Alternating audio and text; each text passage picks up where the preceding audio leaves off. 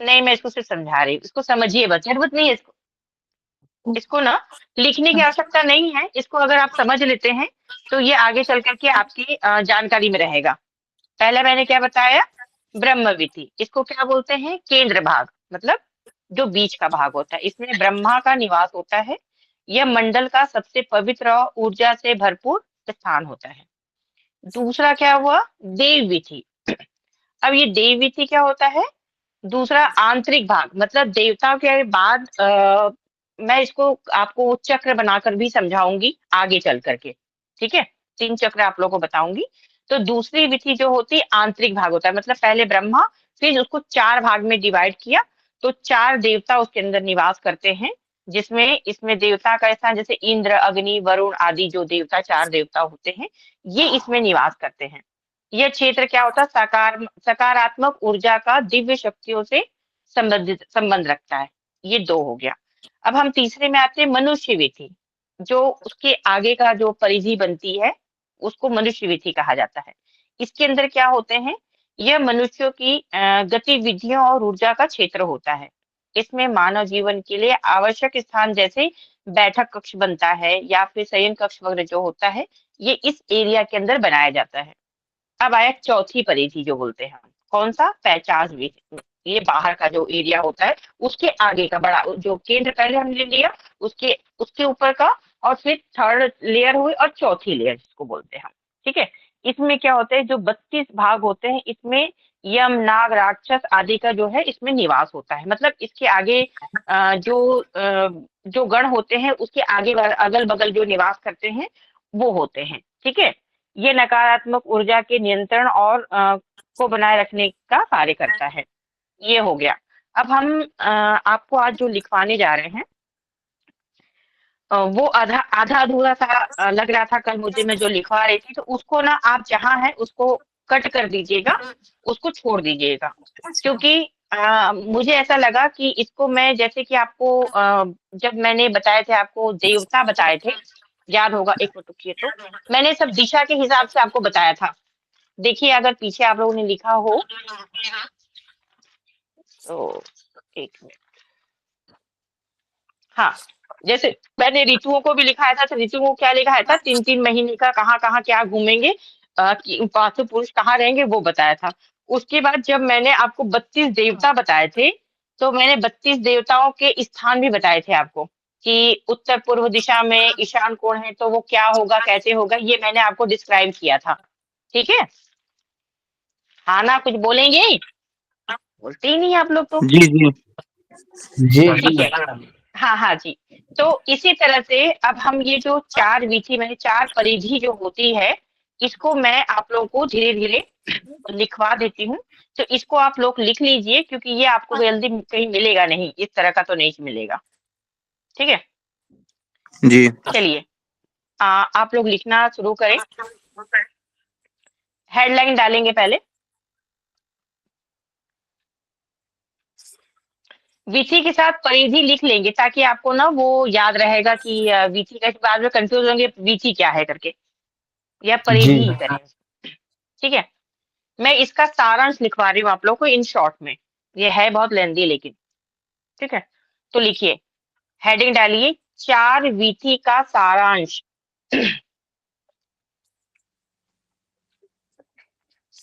4 विधि या परिधि का सारांश, उसमें नाम लिखते जाएंगे, ब्रह्म विधि, देव विधि, मनुष्य विधि, पैशाच विधि।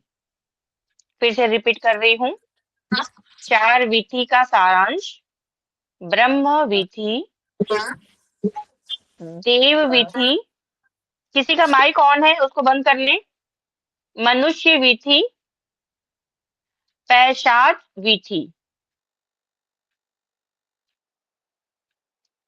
और सभी 45 देवताओं की व्याख्या।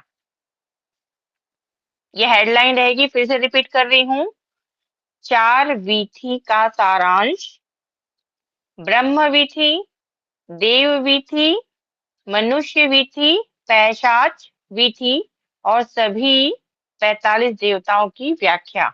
विधि के स्थान पर आप परिधि जरूर लिखेंगे, या ऊर्जा क्षेत्र बोलते हैं हम उनको, एनर्जी। ठीक है, हो गया। चलिए अब आप नीचे हेडिंग डालिए, ब्रह्म विधि, ब्रह्म परिधि लिखिए, विधि अब बोलूंगी नहीं मैं। डालिए ब्रह्म, पहला नंबर ना, ठीक है, ब्रह्म, ब्रह्म परिधि। ठीक है, चलिए लिखना स्टार्ट करिए।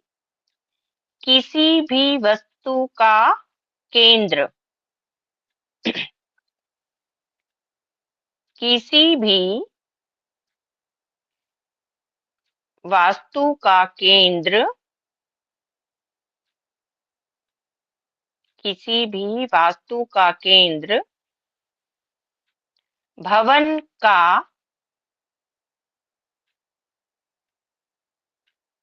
किसी भी वास्तु का केंद्र भवन का सबसे पवित्र हिस्सा माना जाता है। किसी भी वास्तु का केंद्र भवन का सबसे पवित्र हिस्सा माना जाता है। लेकिन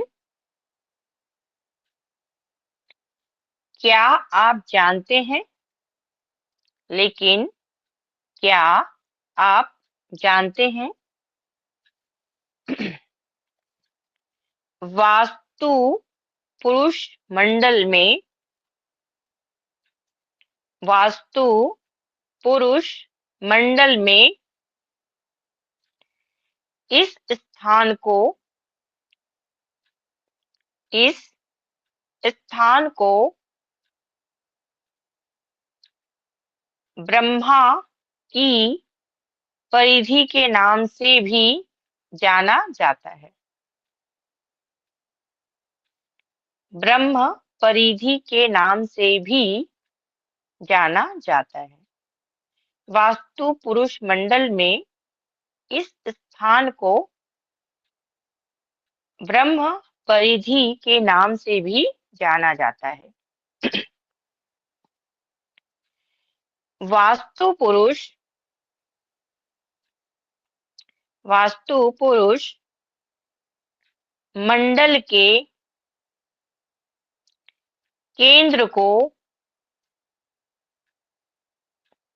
वास्तु पुरुष मंडल के केंद्र को ब्रह्म स्थान कहा जाता है। ब्रह्म स्थान कहा जाता है, जो भगवान, जो भगवान ब्रह्मा का स्थान है, जो भगवान ब्रह्मा का स्थान है। शिलान्यास के बाद, शिलान्यास के बाद, शिलान्यास मतलब क्या होता है, कोई बता सकता है इसमें से? भूमि पूजन, क्रिया, भूमि पूजन, हाँ भूमि जी, पूजन। जी जी, शिलान्यास के बाद जब नींव की दीवार का, शिलान्यास के बाद जब नींव की दीवार का निर्माण, नींव की दीवार का निर्माण प्लिंथ स्तर तक पहुंचता है। शिलान्यास के बाद जब नींव की दीवार का निर्माण प्लिंथ स्तर तक पहुंचता है, तो यह तो यह पवित्र ऊर्जा क्षेत्र, तो यहाँ, सॉरी यह नहीं, यहाँ, तो यहाँ पवित्र ऊर्जा क्षेत्र उत्पन्न होता है। तो यहाँ पवित्र ऊर्जा क्षेत्र उत्पन्न होता है। ब्रह्मा अपना स्थान ग्रहण करते हैं। ब्रह्मा अपना स्थान ग्रहण करते हैं। ऐसा माना जाता है कि, ऐसा माना जाता है कि ब्रह्मा का यह दिव्य ऊर्जा क्षेत्र, ऐसा माना जाता है कि ब्रह्मा का यह दिव्य ऊर्जा क्षेत्र, ब्रह्मा का यह दिव्य ऊर्जा क्षेत्र ब्रह्मांड में, ब्रह्मांड में हर चीज के निर्माण, ब्रह्मांड में हर चीज के निर्माण और अस्तित्व के लिए, और अस्तित्व के लिए जिम्मेदार है।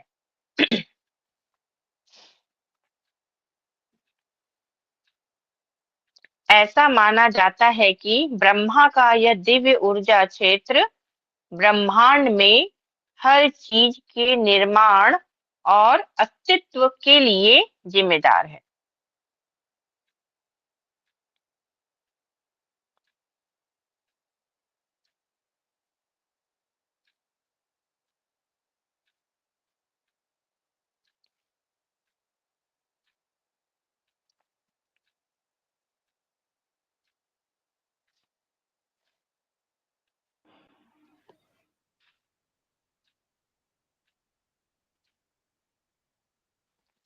क्या लिखा हमने? निर्माण और अस्तित्व के लिए जिम्मेदार है, ठीक है। और ऐसा माना जाता है कि यह दिव्य ऊर्जा क्षेत्र, और ऐसा माना जाता है कि यह दिव्य ऊर्जा क्षेत्र, और ऐसा माना जाता है कि यह दिव्य ऊर्जा क्षेत्र ब्रह्मांड,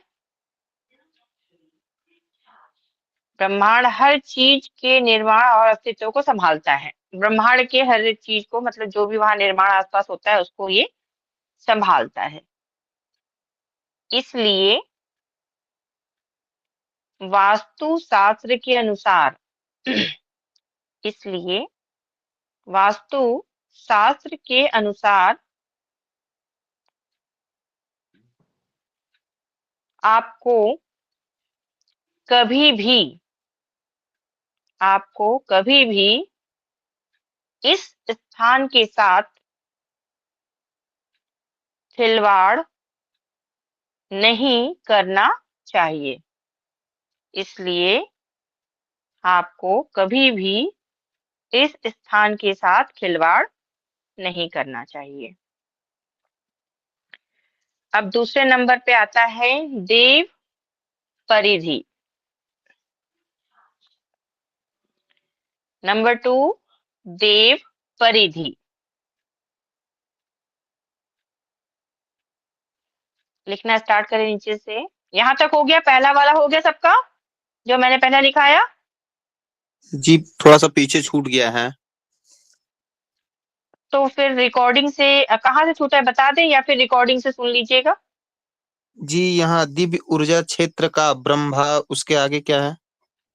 ब्रह्मा में हर चीज के निर्माण और, अच्छा, ब्रह्मा में हर, हर चीज के निर्माण और अस्तित्व को संभालता है। जी और कुछ छूटा है? हो गया?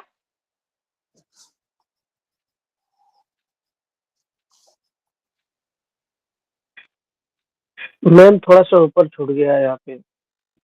मैं शिलान्यास के बाद सुनिए कौन सुनिए सी सुनिए, देव मैं की दीवार का ब्रह्मवीथी को निर्माण? सुनिए ना, मैं ब्रह्मवीथी को एक बार पूरा रिपीट कर देती हूँ, ध्यान से सुनिएगा, आराम से बोलती हूँ, जिसका जो छूट गया होगा लिख लेगा। जी ठीक है। ब्रह्मवीथी, ब्रह्म जी की परिधि किसी भी वस्तु का केंद्र, भवन का सबसे पवित्र हिस्सा माना जाता है। लेकिन क्या आप जानते हैं, वास्तु पुरुष मंडल में इस स्थान को ब्रह्म परिधि के नाम से भी जाना जाता है।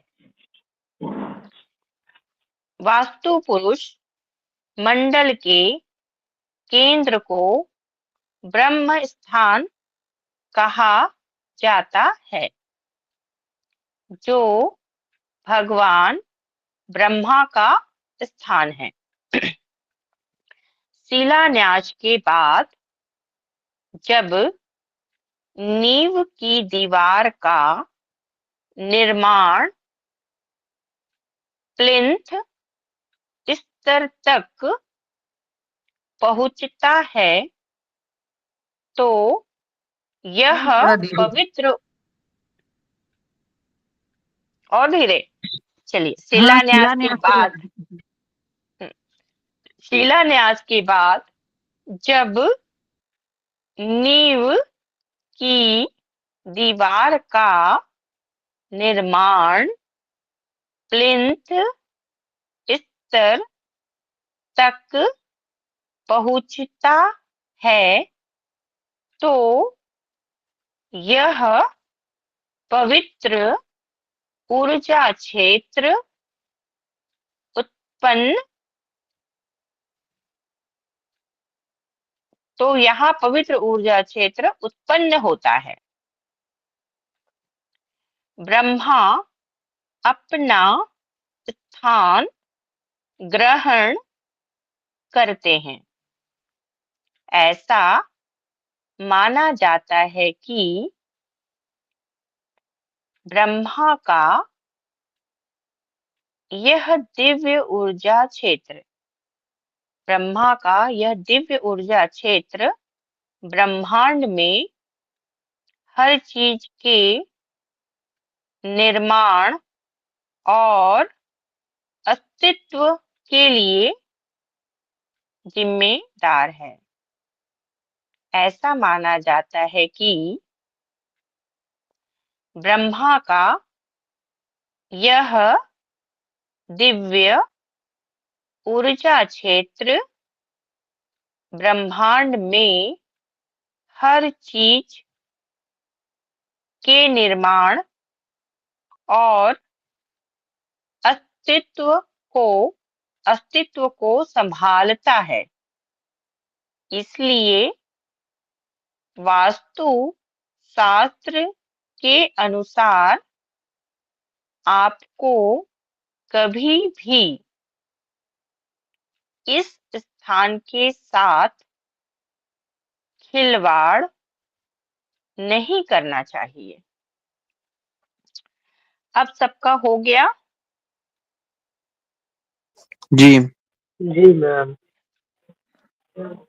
अगर बीच में कहीं समझ नहीं आता है तो माइक अनम्यूट करके पूछ लिया करें, ठीक है? चलिए ठीक है, अब हम सेकंड नंबर 2 पे आइए, देव परिधि। अभी हमने ब्रह्म परिधि को जाना पहले नंबर पे, दूसरे नंबर पे आता है देव की परिधि, एनर्जी क्षेत्र जो बोलते हैं। ठीक है,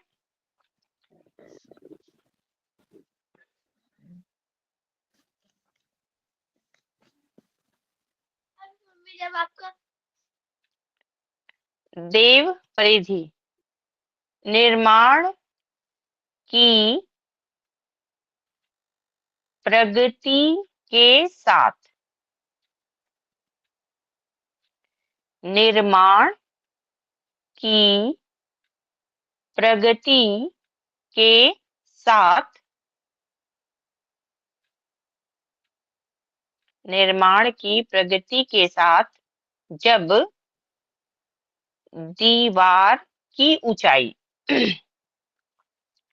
जब दीवार की ऊंचाई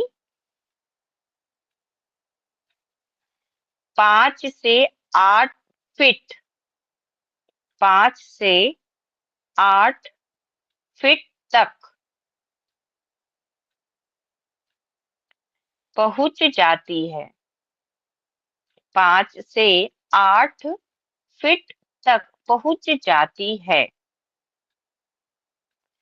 निर्माण की प्रगति के साथ जब दीवार की ऊंचाई 5 से 8 फीट तक पहुंच जाती है तो ब्रह्मा का तो ब्रह्मा का ऊर्जा क्षेत्र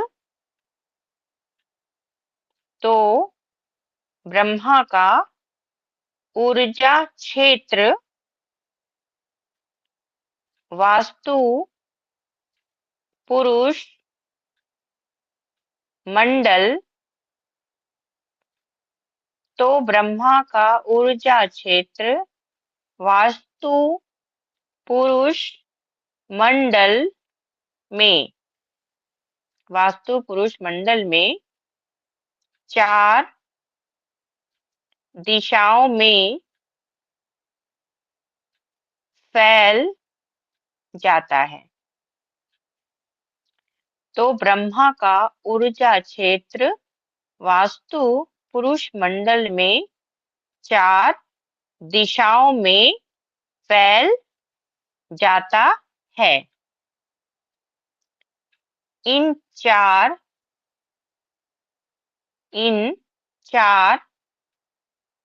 दिशाओं में इन 4 दिशाओं में 4 देवता ब्रैकेट में लिखेंगे भागवत पुराण में वर्णित भागवत पुराण में वर्णित 12 आदित्यों में से भागवत पुराण में वर्णित 12 आदित्यों में से भागवत पुराण में वर्णित 12 आदित्यों में से ब्रैकेट क्लोज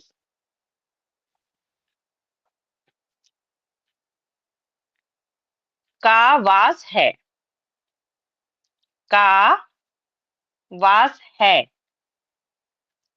इन 4 दिशाओं में 4 देवता ब्रैकेट में मैंने बताया भागवत पुराण में वर्णित 12 आदित्यों में से ब्रैकेट क्लोज का वास है।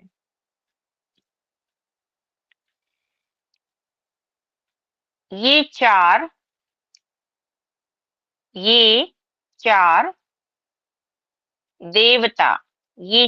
देवता ब्रह्मा के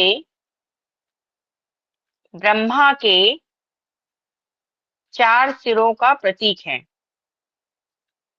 ये 4 देवता ब्रह्मा के 4 सिरों का प्रतीक है। वे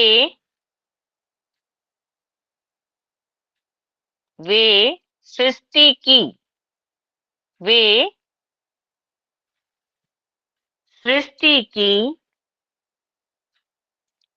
प्रक्रिया को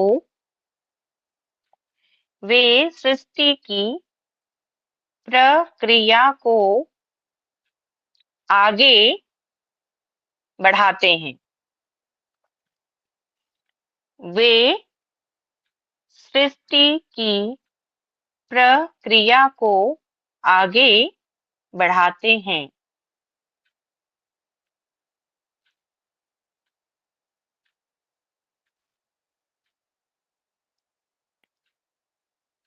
वास्तु वास्तु पुरुष मंडल में वास्तु पुरुष मंडल में उनकी जिम्मेदारी वास्तु पुरुष मंडल में उनकी जिम्मेदारी पर एक नजर डालें। या हम उसको आगे देखते हैं कि उनकी कौन कौन सी जिम्मेदारियां होती हैं। यहाँ तक हुआ सबका? देव परिधि का हुआ कि किसी का छूट गया? हो गया मैम। सबका हुआ? बहुत धीरे धीरे बोला मैम, हाँ बहुत धीरे बोला है आपने, इससे किसी हाँ, को नहीं मैंने पता क्योंकि होगा। आप लोग थोड़ा सा भी स्पीड बढ़ाती हूँ ना तो छूट जाता है आप लोग को, फिर वापस आना पड़ता है मुझे। जी मैम। मैं तो समझती हूँ सब पढ़े लिखे लोग हैं, लेकिन अब क्या कहूँ, मेरे को पढ़े बच्चों लिखे जैसा लोग हैं पढ़ाना लेकिन पड़ता लिखने में टाइम लगता है मैम। पढ़े लिखे तो मैम है। लिखना सालों से छोड़ दिया है। है।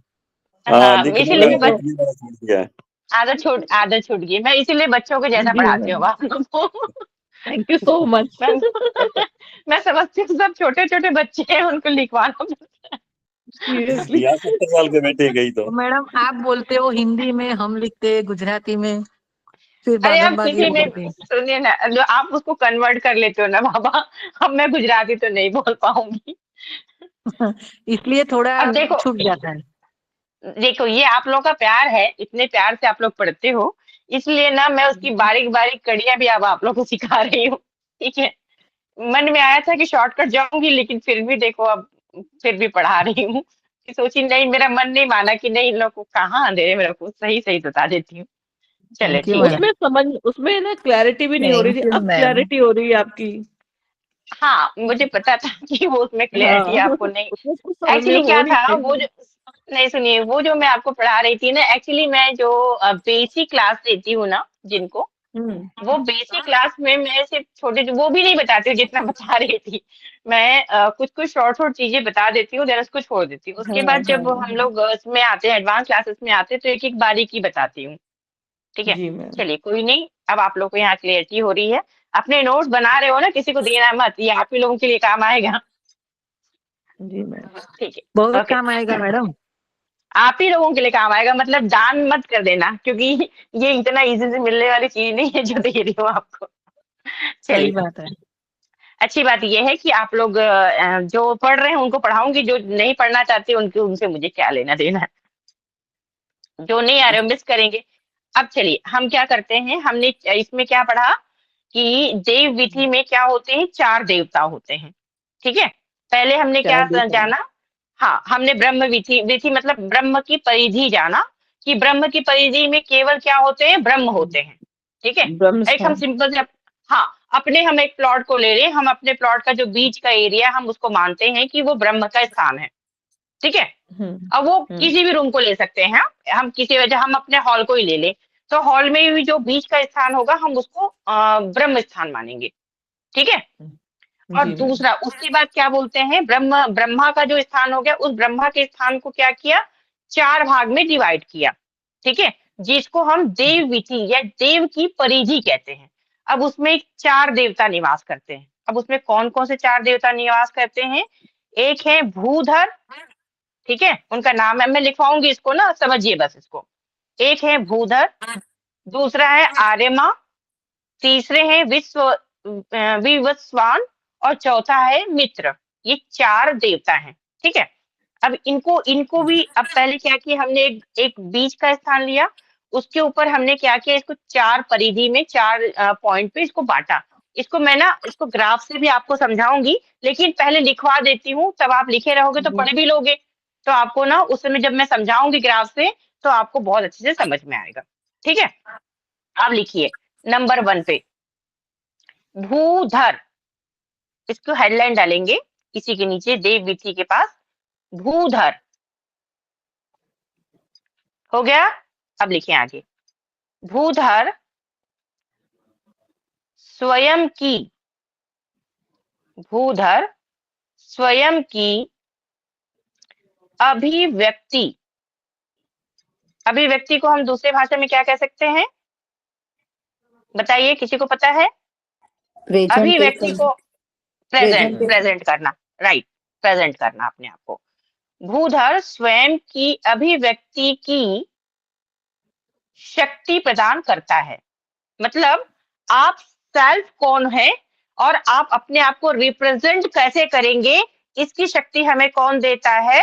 तो इसकी शक्ति हमें भूधर नामक जो देवता है वो हमें देते हैं। ठीक है, तो हम इसको समझते भी जाएंगे।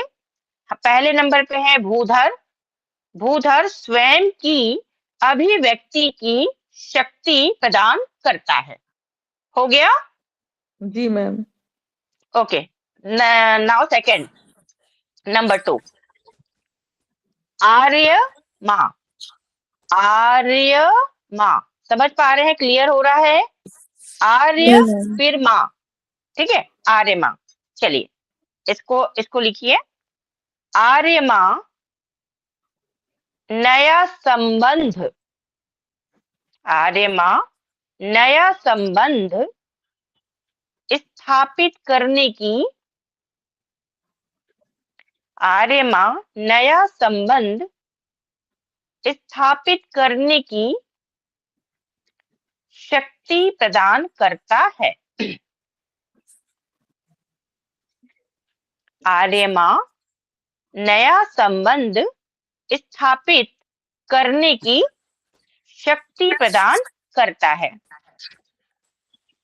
ठीक है, यहाँ तक हो गया? Yes ma'am. हाँ मैम। नंबर 3, हाँ बोलो बोलो, सुमित पूछे। नहीं, वो हो गया इसलिए हैंड राइज किया था। ओके, चलिए अब नंबर 3, विवस्वान।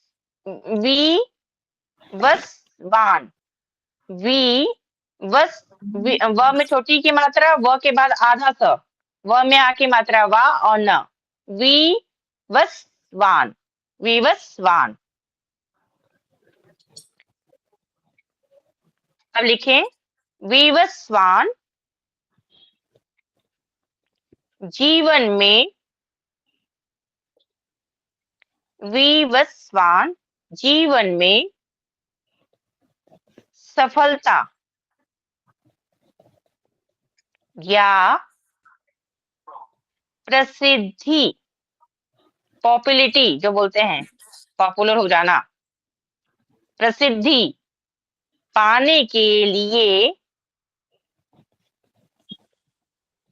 ऊर्जा प्रदान करता है।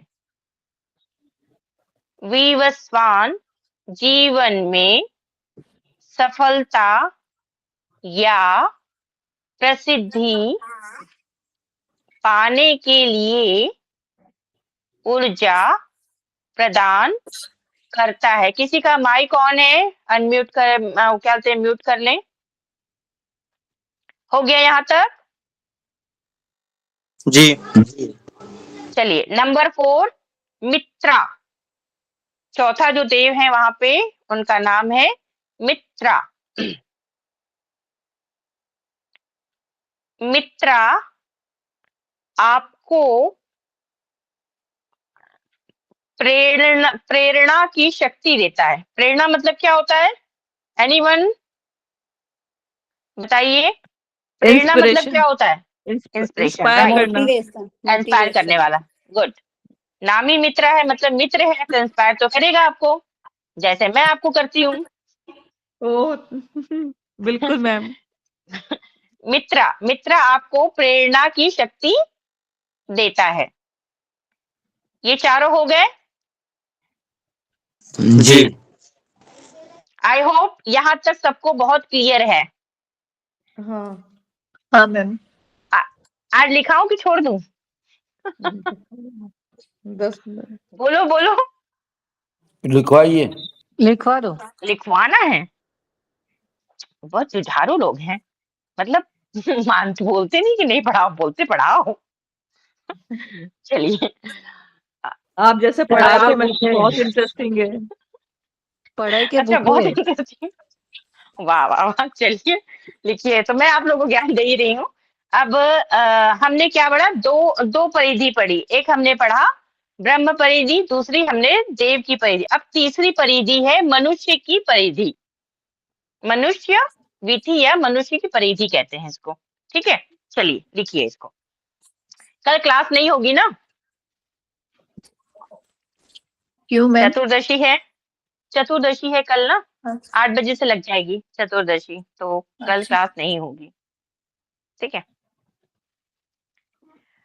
चलिए पढ़िए, मन लिखिए, मनुष्य की परिधि। क्या बोले? अब द्वितीय से होगी अब। हाँ, अब द्वितीय से ही क्लास होगी। मैम ये क्लास ठीक का है, एक बार बता दीजिए ना, कब कब क्लोज रहेगी, कब ऑन होगी? देखिए एक मिनट, आपको ग्रुप में वैसे जाना था, बता रहे, अष्टमी तिथि जब आती है तो क्लास नहीं होती है।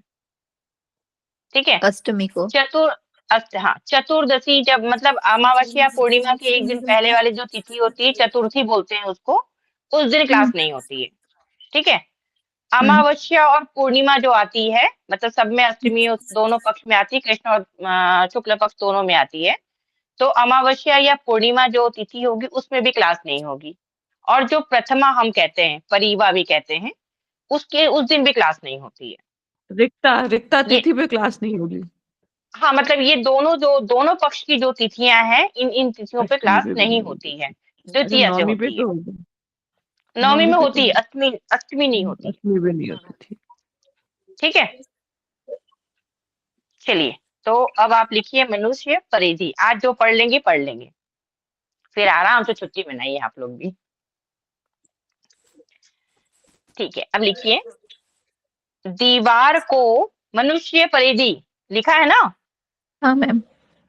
हाँ, ठीक है, दीवार को और ऊपर उठाने के बाद, दीवार को और ऊपर उठाने के बाद, दीवार को और ऊपर उठाने के बाद ब्रैकेट बनाएंगे, छत की ढलाई बाकी है, छत की ढलाई बाकी है। दीवार को और ऊपर उठाने के बाद, कॉमा मतलब कोष्टक बनाएंगे, इन्वर्टेड कॉमा जिसको बोलते हैं, या ब्रैकेट बोलते हैं, क्या जो भी बोलते हैं, छत की ढलाई बाकी है, फिर उसको बंद कर दें। मैम यानी प्लिंथ से लेके छत तक? हाँ, प्रिंट से लेकर के जो होता है, हमने पहले प्रिंट दीवार। को जाना। हाँ, हाँ। छत की ढलाई बाकी मतलब हमने क्या किया, अभी ढलाई नहीं हुई है, दीवार खड़ी है, उसके ऊपर अब उसके ऊपर क्या होगी, ढलाई होगी। अच्छा, ठीक है, छत नहीं यहाँ बनी तक है, सिर्फ दीवार ही है मैम? सिर्फ दीवार है। ठीक है, मैंने क्या ओके बोला, ओके। छत की ढलाई बाकी है, मतलब अभी छत की ढलाई नहीं हुई है। ठीक है, अब उसके आगे लिखिए, ऊर्जा क्षेत्र, ऊर्जा क्षेत्र 4 विकर्ण। अब विकर्ण मतलब क्या होता है, कोई बताएगा?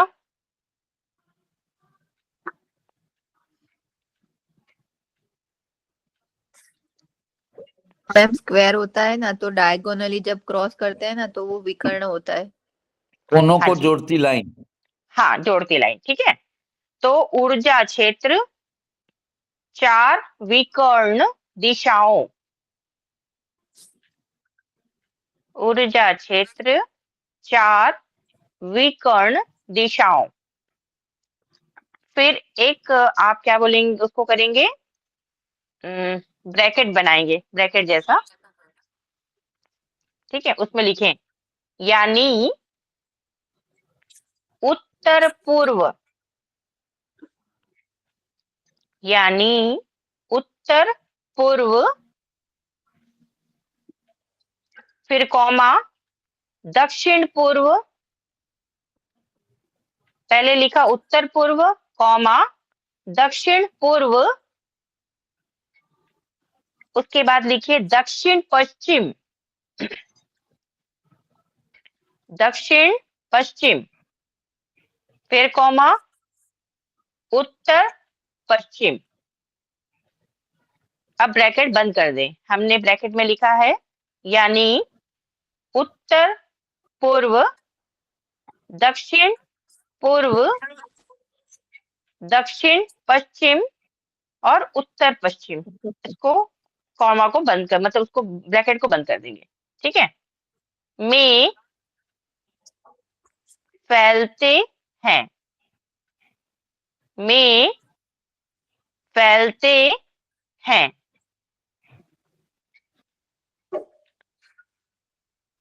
अब ऊर्जा क्षेत्र, अब ऊर्जा क्षेत्र वास्तु, अब ऊर्जा क्षेत्र वास्तु पुरुष मंडल,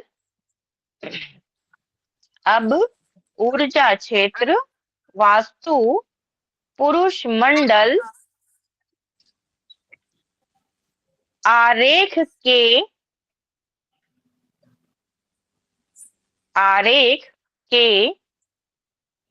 बाहरी हिस्से में, आरेख के बाहरी हिस्से में खुद को और अधिक, खुद को और अधिक, खुद को और अधिक विस्तारित करते हैं। विस्तारित का क्या मतलब हुआ, बताइए एक्सटेंड जल्दी। करते हैं, एक्सटेंड करते हैं। यानी फैलाते हैं, फैलाना, ठीक है। फैलाते हैं। विस्तारित करते, हाँ, विस्तारित करते हैं, ठीक है। खुद को और अधिक मैम विस्तारित आलेख करते या हैं। आरेख? आरेख, अ में आ की मात्रा आ, र में ए की मात्रा रे और ख। ओके। अब स्पेलिंग बताना पड़ेगा व्हाट आप इज लोगों को। आरेख? हे आरेख भगवान। क्या है मैम? आरेख लाइन, इसका लाइन, मीनिंग क्या लाइन। होता है? हाँ, लाइन। रेखा को अच्छा, बोलते हैं ना, रेखा। आरेख, लाइन बना। हाँ हाँ, आरेख। अच्छा अच्छा। स्पेलिंग बताना पड़ेगा क्या, डिक्टेट करूँ क्या स्पेलिंग? मैम एक्चुअली जी जी प्योर पूछिए। वो हिंदी में आरेख बोलते हैं, यानी लाइन बोलेंगे तो समझ जाएंगे, फिर वो थोड़ा कंफ्यूजन ठीक रहता है, है। अरे हाँ, क्या ना पूछ लिया करिए, दिक्कत कोई प्रॉब्लम नहीं है, ठीक है। हमने कहाँ तक लिखा, विस्तारित करते हैं, ठीक है। अब विस्तारित को आप अपने शब्दों में भी लिख सकते हैं जिसमें आपको आप कंफर्टेबल हैं, राइट। ओके, हम्म। इंग्लिश बोलूंगी तब भी तो बहुत सारे लोगों को नहीं समझेगा, बड़ी समस्या है। मैं इतना शुद्ध हिंदी बोलती नहीं होती, मेरे लिए खुद बड़ा कंफ्यूजन होता है। अब लिखिए, विस्तारित करते हैं, आगे लिखिए। हम इनमें से, हम इनमें से प्रत्येक दिशा में, किसी का माइक ऑन है, बंद कर लें। हम इनमें से प्रत्येक दिशा में इसे देख सकते हैं। हम इनमें से प्रत्येक दिशा में इसे देख सकते हैं। 2 ऊर्जा क्षेत्र जन्म लेते हैं। 2 ऊर्जा क्षेत्र जन्म लेते हैं। उदाहरण के लिए या फॉर एग्जाम्पल, ठीक है। उदाहरण के लिए या फॉर एग्जाम्पल, यदि यदि हम यदि हम उत्तर पूर्व को, यदि हम उत्तर पूर्व को दक्षिण पश्चिम से, यदि हम उत्तर पूर्व को दक्षिण पश्चिम से और उत्तर पूर्व को और उत्तर पूर्व को दक्षिण पूर्व से, उत्तर पूर्व को दक्षिण पूर्व से विभाजित करने के लिए, विभाजित मतलब क्या बोलते हैं विभाजित को, बताइए। डिवाइड खंडन करना। करना। डिवाइड, डिवाइड करते हैं हम, हाँ उसको डिवाइड करते हैं, ठीक है। हाँ, वो क्या लिखा हमने पहले, उदाहरण के लिए यदि हम उत्तर पूर्व को दक्षिण पश्चिम से और उत्तर पूर्व को दक्षिण पूर्व से विभाजित करने के लिए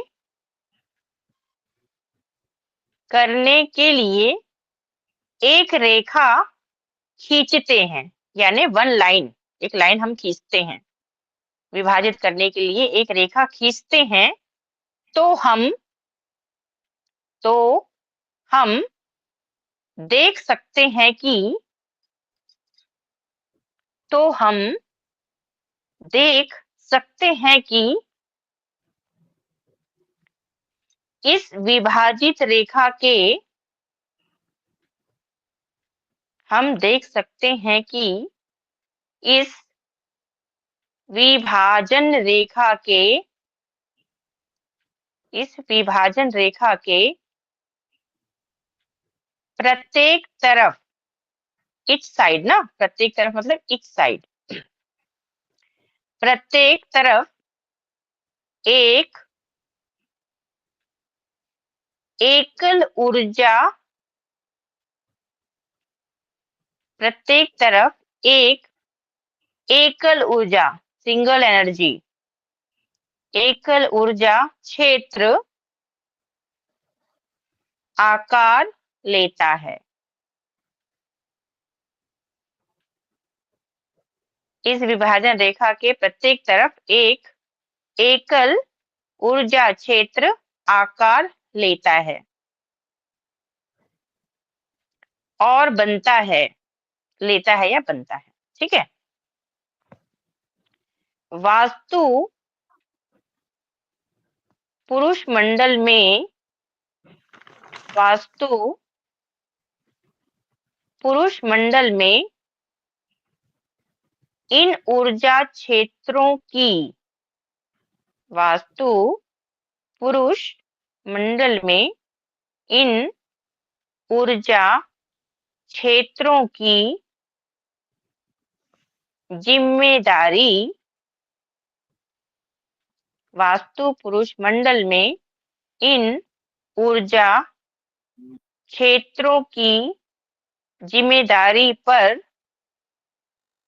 एक नजर डालते हैं, या हम उसको देखते हैं कि उनकी कौन कौन सी रिस्पॉन्सिबिलिटी होती है, ठीक है।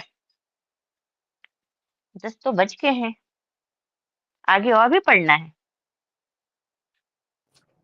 तो इसको भी पढ़ाया ना, उसको एक बार पढ़ाओ। समझा मैम ये दीजिए। कंप्लीट करा दीजिए। इसको करवा दूं, फिर एक जो बच्चे का एक लंबा है उसको हम बाद में करवाएंगे ना, ठीक है। अच्छा इसको मैं करवा देती हूँ, लेकिन ये भी छोटा नहीं है। तो मैम जो अभी जो पढ़ाया है ना आपने, उसको एक बार समझा दीजिए, वो थोड़ा सा चलिए मैं लंबा अभी, हो गया हाँ, है बाकी। हम ना, हाँ बहुत लंबा हो गया है आज, यहाँ तक करते हैं, इसके बाद ना हम क्लास में जब भी होगी तो कहाँ से हम बिल्कुल। छोड़े हैं मेरे को याद दिलाइएगा, तो मैं आगे करवा दूंगी, ठीक है। जी मैम, एक हाँ अभी हमने क्या समझा, सुनिए, मैं एक सारांश बताती हूँ। अभी हाँ। हमने क्या समझा, 4 परिधि होती है, ठीक है। अभी 4 परिधि कौन कौन सी होती है, ब्रह्म परिधि, देव परिधि, मनुष्य परिधि और 50 परिधि होती है, ठीक है। जिसमें 45 देवता उसके अंदर निवास करते हैं, है ना। 45 देवता हैं, 4 परिधि में, अलग अलग परिधि में अलग अलग देवता रहते हैं, ठीक है। और उसकी हम व्याख्या कर रहे हैं, मतलब हम आपको बता रहे हैं कि पहले कौन सी परिधि होती है, तो पहले ब्रह्म परिधि होती है, और ब्रह्म परिधि जो होती है उसके अंदर कौन से देवता रहते हैं और वो किस तरह से कार्य करते हैं, ठीक है। ये हमने ब्रह्म परिधि में जाना। अब दूसरी परिधि आई हमारी देव परिधि। अब देव परिधि में क्या है कि देव परिधि में 4 देवता हैं, कौन कौन से, भूधर, आर्यमा, विवस्वान और मित्रा, ये 4 देवता हैं। अब ये 4 देवता कैसे निवास करते हैं, तो हमने बताया कि उनकी जो 4 डायरेक्शंस होती हैं, 4 डायरेक्शन में, मतलब एक बीच हो गया, बीच को हमने 4 भाग में बांट दिया, राइट। 4 भाग में हमने 4 देवताओं को वहां पे स्थापित किया, और उसके हमने जो कार्य थे हमने वो भी बताया कि वो जो देवता है उनका क्या, वो कैसी अभिव्यक्ति करते हैं या वो हमें क्या देते हैं, उनके गुण धर्म को जाना हमने, ठीक है। ये हमने देव परिधि में जाना। अब इसके बाद हम आते हैं मनुष्य की परिधि। अब मनुष्य की परिधि में हमने क्या जाना कि मनुष्य की परिधि में कि जो एक हम एक जैसे घर है, घर पे हमने 4 दीवारें उठा दी, 4 दीवारों को क्या किया, ऊपर की कहाँ तक उठाया, जहां तक छत की ढलाई नहीं हुई है ना, मतलब प्लिंथ नहीं पड़ा है अभी, हमने वहां तक उसको समझा। मैंने एक कर लिया, उसके हमने बीच में बताया, उसको हमने 4 खंड में बनाया, और उसकी हमने क्या बोलते हैं 4 देवता बता दी, ये 4 देवता थे। अब उसको हमने क्या जाना कि उत्तर पूर्व, दक्षिण पश्चिम, उत्तर पश्चिम, ये 4 दिशाएं हुई, ठीक है।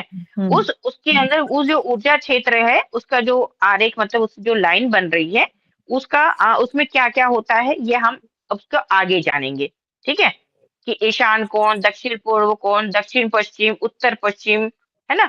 ये जो दिशाएं हैं, उन दिशाओं में कौन कौन से देवता निवास करते हैं और उनकी क्या क्या एनर्जी है या वो क्या क्या करते हैं, ठीक है। ये हम आगे की कक्षाओं में पढ़ेंगे।